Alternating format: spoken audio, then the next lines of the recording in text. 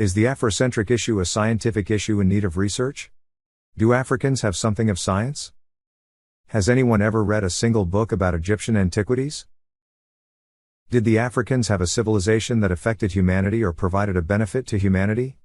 What does the Afrocentric want from the world? To know the answer to these questions, please stay with me.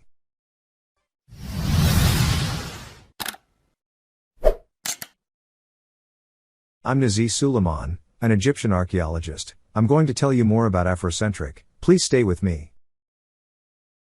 When you look at Afrocentrics and know how much ignorance they suffer from, you can easily realize how many mental illnesses they suffer from. And you feel pity for them. Someone comes out to you saying we are the owners of the ancient Egyptian civilization, while the other says we are the owners of the ancient civilization of Levant. The other says Russia, the other says Indonesia, and the other says Asia.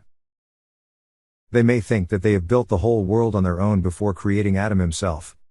I think they need psychiatrists to treat their hallucinations. Now I will take you on a journey inside the tomb of one of the military leaders of ancient Egypt who fought the Kushites for a long time, and wrote a lot about them inside his tomb. He is Ahmose son of Ibana.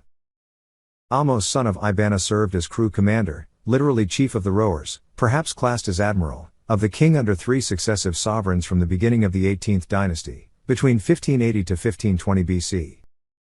The nomarchs, governors, of El Kab and their families were ardent supporters of the newly rising Theban dynasty which had to face unceasing and exhausting wars. And there is no doubt that this loyalty had been extensively rewarded with gold, lands and personnel. Frequently, even the royal children were entrusted to them. The War Chronicles of Ahmose son of Ibana are very important texts for the knowledge of Egyptian history, because they constitute the only source currently known on the expulsion of the Hyksos from the valley of the Nile. Ahmose carried his army to the extreme south, to Kush. The revolts had returned to this region. Egyptian until the end of the Middle Kingdom, had been practically autonomous. 2 expeditions re-established the Egyptian sovereignty. Under the reign of Thutmose, Ahmose was always in active service in the navy. He brought the Egyptian army to Kush for the first campaign. He is then named admiral of the fleet. The campaign concluded triumphantly with the return of the boats to Egypt, a killed enemy being suspended head down in the royal vessel. Ahmose son of Ibana says, after His Majesty, Ahmose, had slain the nomads of Asia, he sailed south, toward Kent-hen-Nefer, to the south of the Second Cataract, to destroy the Kushans. He made a great slaughter among them. I carried away spoils from there, 2 living men and 3 hands, I was rewarded once again with gold, and 2 women were given to me. His Majesty then sailed upstream, northwards, his heart rejoicing in valor and victory, because he had conquered those of the south and those of the north. Then Ahmose bin Ibana tells us about the battles of Amenhotep I against the Kushites, and he says, Then I transported, by boat, the king Amenhotep, when he traveled south to Kush, to enlarge the borders of Egypt.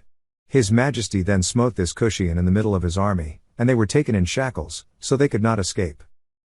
Then Ahmose bin Ibana tells us about the battles of Thutmose I against the Kushites, and he says, Then I transported, by boat, the king of Upper and Lower Egypt Thutmose, when he traveled south to Kush, to crush a rebellion throughout the foreign lands. I was brave in his presence, in difficult waters, during the hauling of the ship over the cataract. So they granted to me, the title, crew commander. At this His Majesty became furious like a panther, his first arrow remained in the chest of this enemy. Then those despondent. A slaughter was made among them, and their families were taken as living prisoners.